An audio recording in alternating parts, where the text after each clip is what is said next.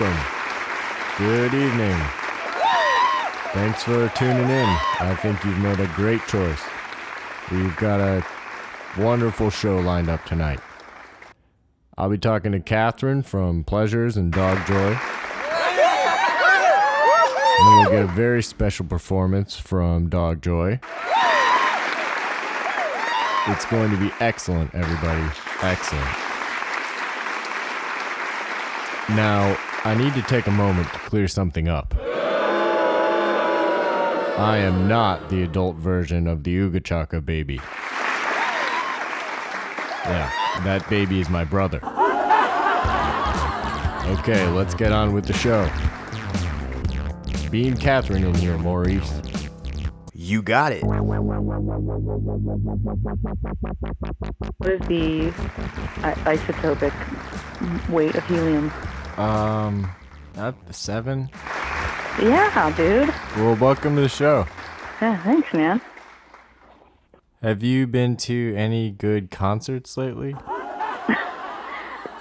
As a matter of fact, I actually did go to a concert, which I was hesitant to go to, but it was our buddies from Atlanta, Chew, were playing at the Nathan Brewery, and I did a little research and realized that the brewery was selling tables, just a few tables inside. So it was like mostly a live stream, but there were like, I don't know, probably like 15 people inside. And so I was like, you know what, I can do this. And I went and everybody had masks on, and it was really fucking weird. Yeah, I bet. Like it was cool to see them, but it felt like I had blasted back into like an alternate dimension, and nothing made sense. And I was just kind of like, why am I here? Is this right? You know? Yeah, this scenario, this whole pandemic thing to me has been like, I've imagined the apocalypse so many different ways. And this seems like I never came anywhere near it. You know, we're all sort of hoping, you know, there's the thing that's like, you know, in a month it'll get better. And so there's like the little hope that's ingrained in every human being that says, maybe tomorrow, you know, we'll have the news. It doesn't feel crazy. It just feels like we're on pause. Things were hard before for a touring musician, and now they're basically impossible now. Yeah. What hasn't changed?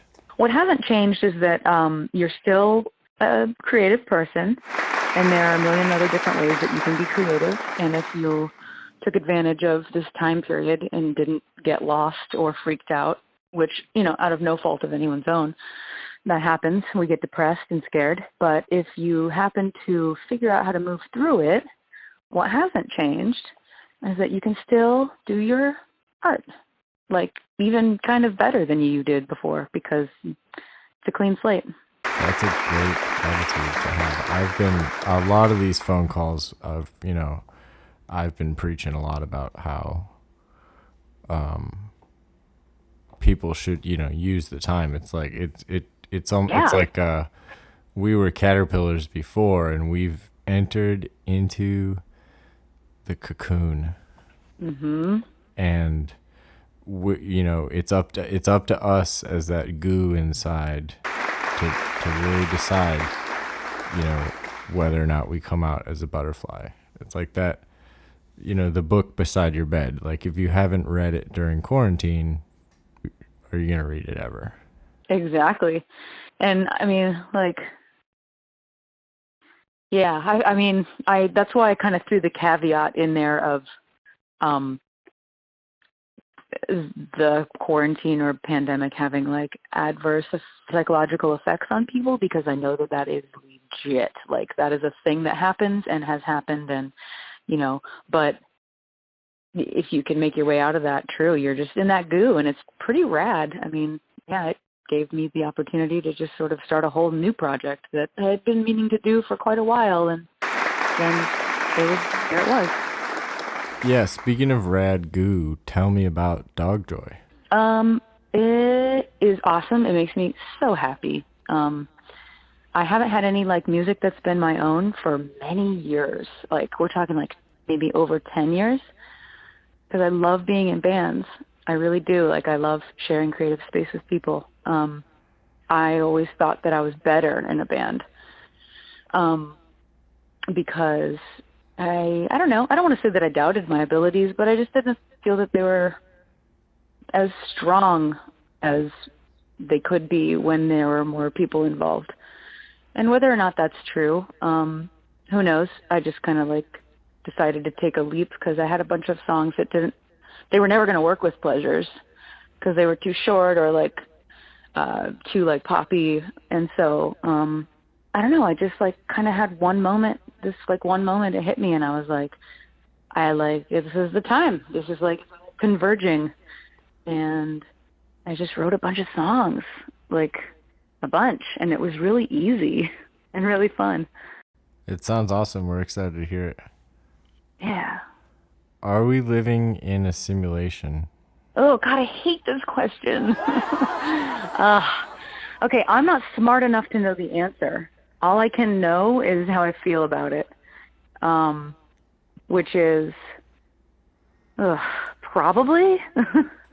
That's a great answer. Do you have a favorite Val Kilmer movie? Val Kilmer's so rad. Yes. He is the fucking best. How do we save the world? I don't think that that's an option. So I don't think we should bother ourselves with the answer to that. I think that we should just dive into our own brains and try to make every weird experience that we have positive in some way.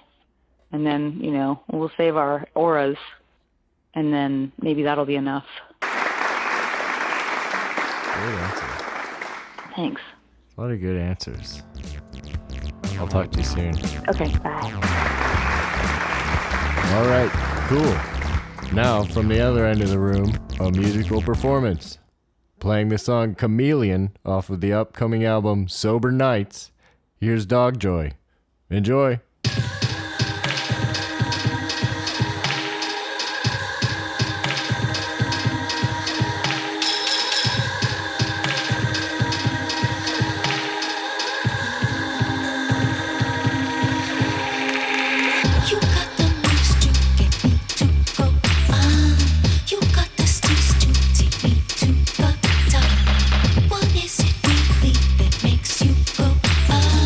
Chameleon,